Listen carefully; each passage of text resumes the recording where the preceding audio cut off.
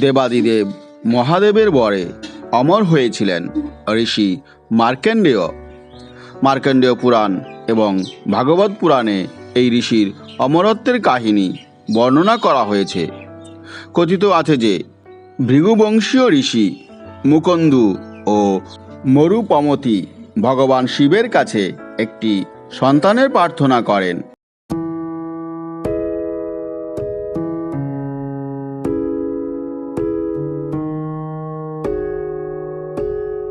শিব তাদের প্রার্থনায় সন্তুষ্ট হয়ে বলেন যে তাদের দুটি সন্তানের মধ্যে যে কোনো একটিকে বেছে নিতে হবে। একটি সন্তান হবে অত্যন্ত বুদ্ধিমান, কিন্তু সে হবে স্বল্পায়ু।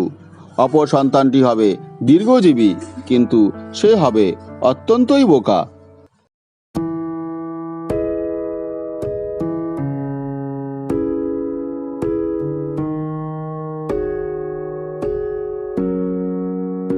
ঋষি প্রথম সন্তানকেই বেছে নিলেন এবং জন্ম হলো মার্কেন্ডেয়ের। ছোটবেলা থেকেই মার্কেন্ডেয় খুব শিবভক্ত ছিলেন। মাত্র 16 বছর বয়সেই মার্কেন্ডেয়র মৃত্যুর ক্ষণ উপস্থিত হয়। মার্কেন্ডেয় স্থির করলেন শিবলিঙ্গকে আলিঙ্গন করে শিবের নাম নিয়েই তিনি মৃত্যুবরণ করবেন।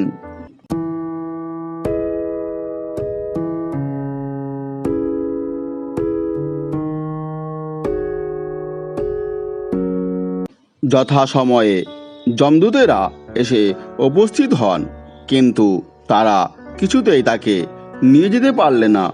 অবশেষে তারা ব্যর্থ হয়ে ফিরে যান। শেষে যমরাজ স্বয়ং এসে উপস্থিত হন।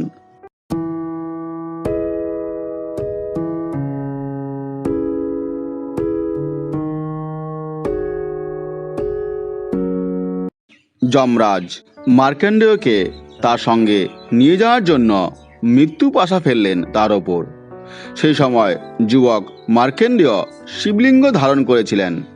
ভগবান শিব ভগবান যমের প্রতি অত্যন্ত রুষ্ট হলেন এবং তাকে শাস্তি প্রদান করেন।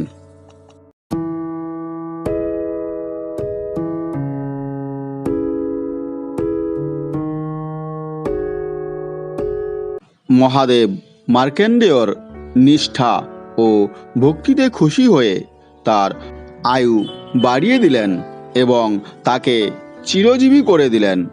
মৃত্যুকে আটকে দিয়ে শিবের নাম হল কালান্তক।